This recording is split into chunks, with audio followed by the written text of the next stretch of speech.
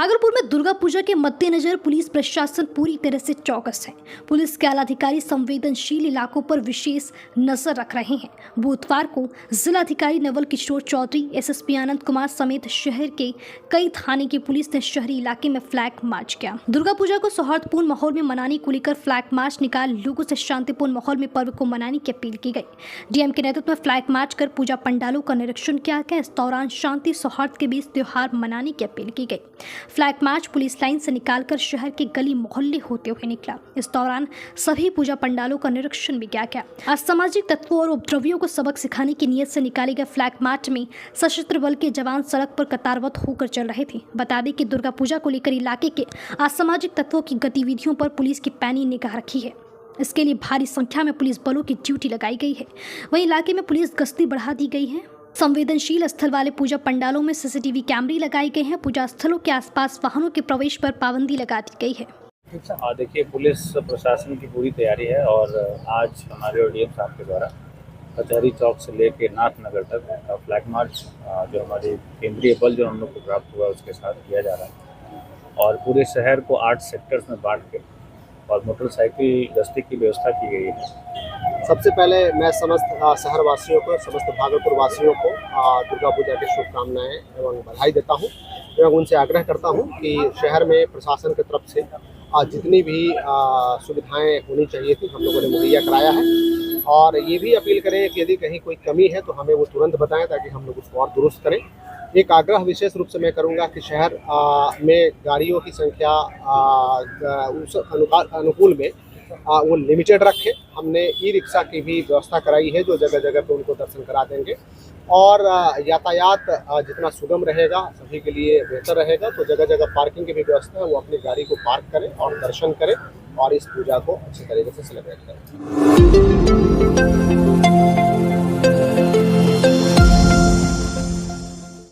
भागलपुर के तिलकामांझी थाना क्षेत्र के सच्चिदानंद कॉलोनी में सिपाही की पत्नी का फंदे से लटकता हुआ शव बरामद किया है।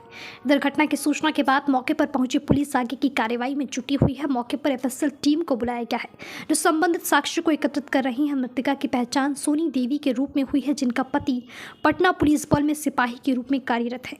मृतका के बेटे ने ब्लैक मेलिंग से जुड़ा बड़ा खुलासा किया है। सिपाही पति से मिलकर पटना से लौटी थी महिला।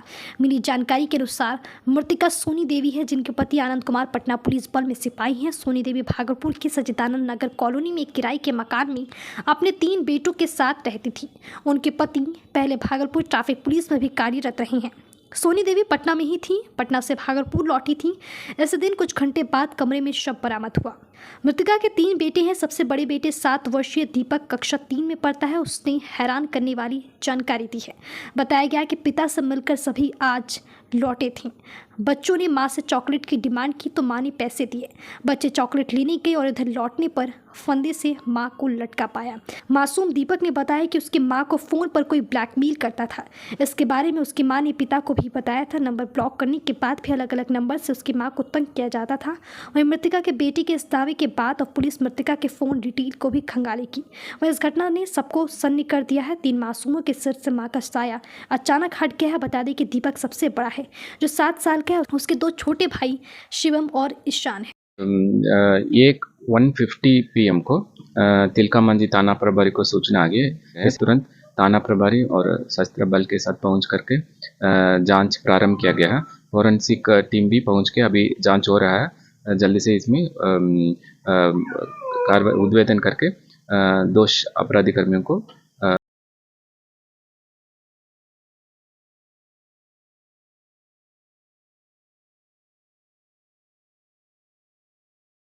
10 साल की कैद की सजा सुनाई गई है।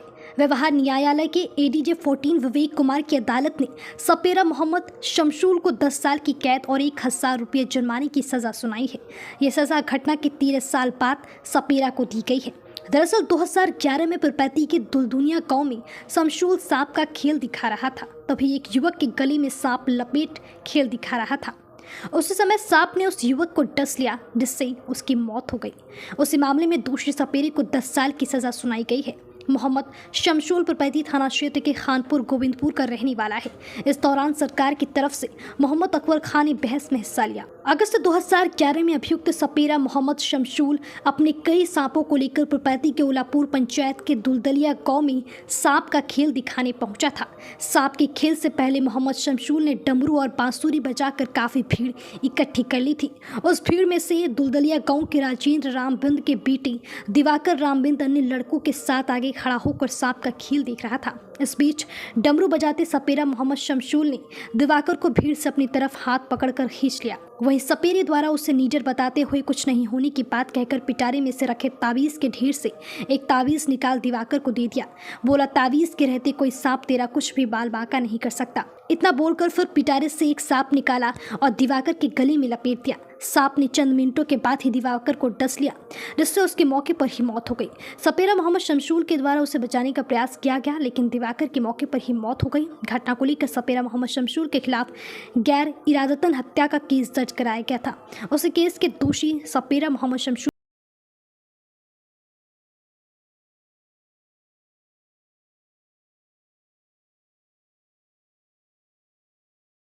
में एक अनियंत्रित टोटो ने 5 साल की बच्ची को रौंद दिया। हादसे में उसकी मौत हो गई। बच्ची अपनी ननिहाल में रहती थी और अपनी ननिहाल में घर के बाहर वह खेल रही थी। इस दौरान हादसा हो गया। उसे इलाज के लिए स्थानीय निजी अस्पताल में भर्ती कराया गया, जहां से बेहतर उपचार के लिए उसे जवाहरलाल मेडिकल कॉलेज अस्पताल भेज दिया गया, जहां डॉक्टरों ने उसे मृत घोषित कर दिया। मृतक बच्ची की पहचान शाहपुर थाना क्षेत्र कपसोना गाँव निवासी टीपू ठाकुर की 5 वर्षीय बेटी मधु कुमारी के रूप में हुई है। घटना सजौर थाना क्षेत्र के किशनपुर अम्मा खोरिया गांव की है। मृतक बच्ची के पिता दिल्ली में रहकर मजदूरी करते हैं। मां अक्सर अपने मायके में जाकर रहती थी। घटना के बाद सजौर थाना पुलिस ने शव को अपने कब्जे में लेकर पोस्टमार्टम के लिए भेज दिया है। पोस्टमार्टम के बाद परिजनों को लाश सौंप दी गई है। मृतका के नाना सिकंदर ठाकुर ने बताया कि बच्ची खेल रही थी। इसी दौरान एक तेज रफ्तार टोटो आया और उसे धक्का मारकर भाग गया। वो बुरी तरह घायल हो गई थी। एक निजी अस्पताल में इलाज कराया, जहाँ से डॉक्टरों ने इसे बेहतर उपचार के लिए माईगंज अस्पताल भेज दिया, जहां डॉक्टरों ने उसे मृत घोषित कर दिया।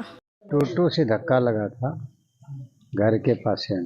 हाँ, कहाँ का घर हम खुबिया हुआ। हाँ, थाना सजौर। बच्ची वहाँ पे बैठ के कुछ खा रहा था, बिस्कुट वगैरह खा रहा था। हाँ, तो उसी दरमियान टोटो आके उसी दरमियान टोटो उधर से आया, दक्षिण से आया। उसको धक्का मारते हुए मेरे दीवार है, दीवार में जाके टकराया, तब टोटो रुका।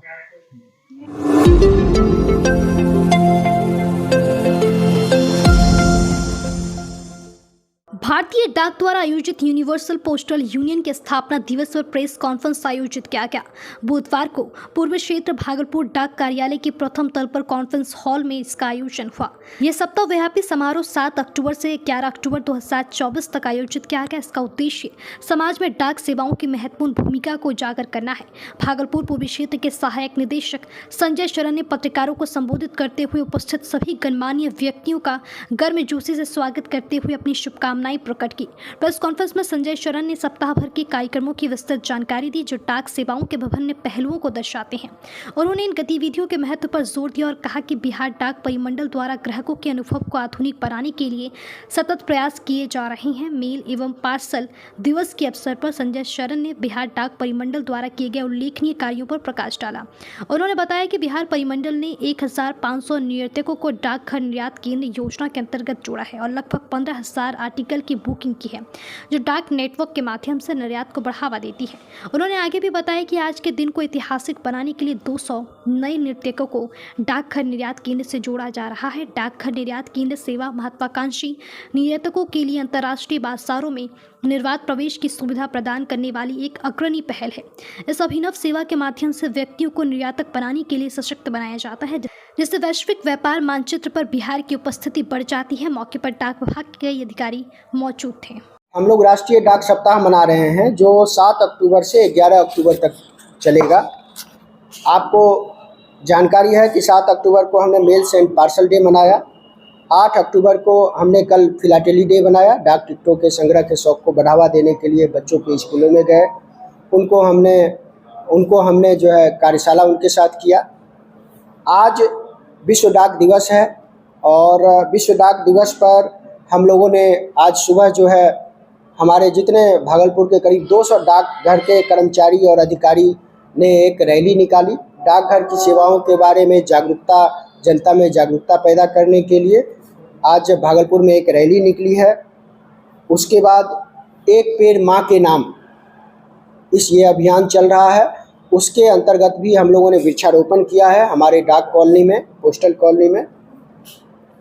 कल 10 अक्टूबर को जो है अंत्योदय दिवस होगा, जिसमें जो समाज के हाशिए पर गरीब, पिछड़े या जनजातीय क्षेत्रों में हम जो है अपनी सेवाओं के बारे में जागरूकता पैदा करने का अभियान चलाएंगे।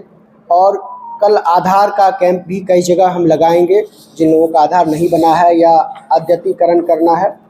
11 अक्टूबर को हम लोग वित्तीय सशक्तिकरण दिवस मना रहे हैं। उसमें हमारा फोकस होगा कि जो हमारी जो बेटियां हैं, जो बच्चियां हैं, उनके उत्थान पर, उनके सबलीकरण पर, उनके एम्पावरमेंट पर, यानी उसको हम जो है सुकन्या समृद्धि खाता खोल कर सकते हैं, उनके भविष्य को सुरक्षित रह सकते हैं। और इसके अलावा हम डाक चौपाल का भी आयोजन प्रति सब डिवीज़न हम करेंगे। भागलपुर में 4 सब डिवीज़न है, 5 है, और उसमें से 3 हम प्रति सब